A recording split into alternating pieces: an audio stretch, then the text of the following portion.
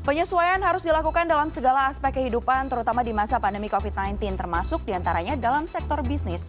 Lalu, apa saja yang laris manis di tahun 2021 ini dan bagaimana kemudian pola perubahan perilaku di tahun ini? Kita akan bahas malam ini dalam, ini dia, yang laris manis bisnis di tahun 2021.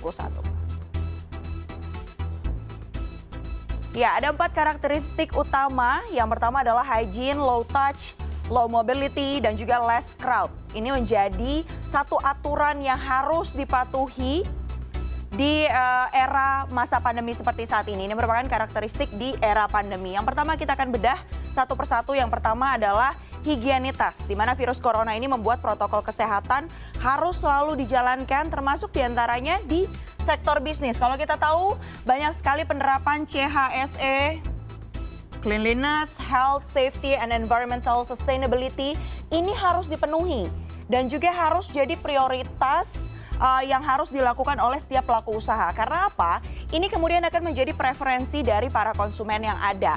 Dengan menerapkan protokol kesehatan yang baik, ini kemudian bisa menjadi branding yang nanti dampaknya adalah menghasilkan kepercayaan dan loyalitas dari konsumen. Itu dia. Yang kedua, kita akan bahas di bawahnya low touch. Apa-apa sekarang kontak fisik harus selalu dihindari. Kalau sebelumnya beberapa bisnis sifatnya itu high touch ya, misalnya pariwisata dan juga sektor-sektor jasa. Nah sekarang di masa pandemi dan akan berlangsung juga di tahun 2021, harus selalu menyesuaikan dan juga mengurangi kontak yang ada. Yang selanjutnya, ini mirip-mirip juga, less crowd. Siapa yang sudah kangen mungkin untuk nonton konser ramai-ramai, merasakan ambience-nya seperti apa, sabar dulu karena di tahun 2021 penerapan konsep ini harus terus dijalankan.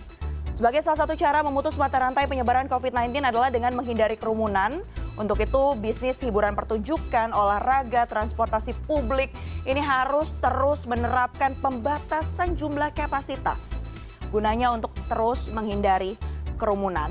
Selanjutnya juga harus ada pembatasan mobilitas yang berpotensi menghambat penyebaran virus. Oleh karena itu prinsip low mobility harus dilakukan. Dari semua hal ini, rules yang baru dari karakteristik di era pandemi ini, solusi yang ditawarkan adalah dengan melakukan digitalisasi layanan. Setelah tadi kita tahu bagaimana kemudian karakteristik di era pandemi, sama dengan tahun 2020, di tahun 2021 ini semuanya akan serba digital. Dan ini pastinya akan juga mempengaruhi perilaku konsumen. Ini kata kuncinya, perilaku konsumen. Produsen pastinya menghasilkan setiap produk, itu gunanya adalah bagaimana kemudian memenuhi kebutuhan-kebutuhan dari konsumen. Perubahan besar mulai dari gaya hidup baru, ini dia stay at home, yang tadinya jarang di rumah, jadi harus selalu di rumah. Bahkan survei yang dinyatakan oleh Kantar, ini ada 80% masyarakat Indonesia menghabiskan waktu di rumah saja selama karantina di sepanjang tahun 2020. Dan kita juga pastinya berharap bagi Anda yang tidak perlu banget untuk keluar rumah, mendingan di rumah aja. Karena banyak aktivitas yang bisa dilakukan di rumah saja. Dan nanti kita akan bahas ya apa saja aktivitas-aktivitas yang bisa dilakukan. Selanjutnya ya, sekolah dari rumah, kemudian kerja dari rumah, belanja dari rumah, menikmati hiburan, ibadah, berobat. Juga semuanya serba dari rumah. Selanjutnya, ini adalah perilaku yang juga dilakukan tetap di tahun 2021. Kembali ke bottom dari piramidnya ya. Ini dia, atau artinya adalah kebutuhan konsumen ini kembali ke kebutuhan-kebutuhan dasar. Sandang, pangan, papan, kesehatan menjadi yang utama yang akan dan terus dipenuhi. Jadi jika Anda ingin berbisnis, mungkin bisa pilih di sektor-sektor tersebut. Selanjutnya juga ini yang juga terjadi di 2020 dan masih akan bertahan di 2021, go virtual. Karena hasil survei dari Nielsen menyebutkan bahwa aktivitas serba virtual ini makin memiliki nilai.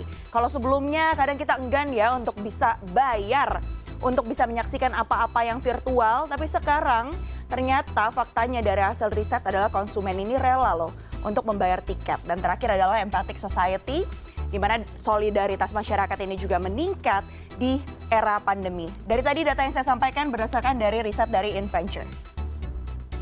Oke, Selanjutnya kita akan bahas beberapa poin. Ini tren perubahan perilaku di 2021. Yang pertama dari sisi ekonomi, digital payment. Prinsip smartphone is the new wallet. Jadi semuanya pembayaran contactless, semuanya dari handphone. Jadi prioritas saat berbelanja. Dan selanjutnya adalah pandemi ini juga memberikan dampak bagi toko, retail, dan juga modern secara fisik. Bisa lihat ya, di sini bahkan ada pertanyaannya nih. Jangan-jangan di 2021 ini justru akan menjadi the fall of physical store. Karena konsumen kan khawatir ya untuk belanja di toko offline, makanya penjualan e-commerce di e-commerce ini juga meningkat. Selanjutnya untuk bidang kesehatan, telemedicine. Kalau orang khawatir ke rumah sakit, jadinya berobat, konsultasi ke dokter, semuanya dilakukan secara digital. Dan telemedicine ini menjadi alternatif utama untuk mengakses layanan kesehatan. Dampaknya apa? Startup kesehatan juga ini mulai booming dari datanya. Kemudian dari survei Inventure Alvara, bahkan 78,7% responden mengaku lebih sadar kemudian pentingnya asuransi. Kalau dulu mikir, buat apa asuransi, saya merasa sehat. Kalau sekarang ternyata asuransi kesehatan dan jiwa ini makin meningkat untuk purchase-nya begitu. Dan masyarakat makin sadar bentuk asuransi ini adalah sebagai bentuk investasi bagi masa depan. Selanjutnya kita bahas hiburan di mana online event, nonton konser secara online. Bahkan survei dari Inventure Alvara ini ada 66,4% konsumen kemudian ikut online event, konser musik, webinar, pameran seni, di mana konektivitas dari internet yang lancar dan juga stabil kemudian menjadi tantangan. Nah ini nih peluang nih bagi provider untuk menyediakan kualitas jaringan yang terbaik. Dan selanjutnya adalah tren langganan streaming juga meningkat.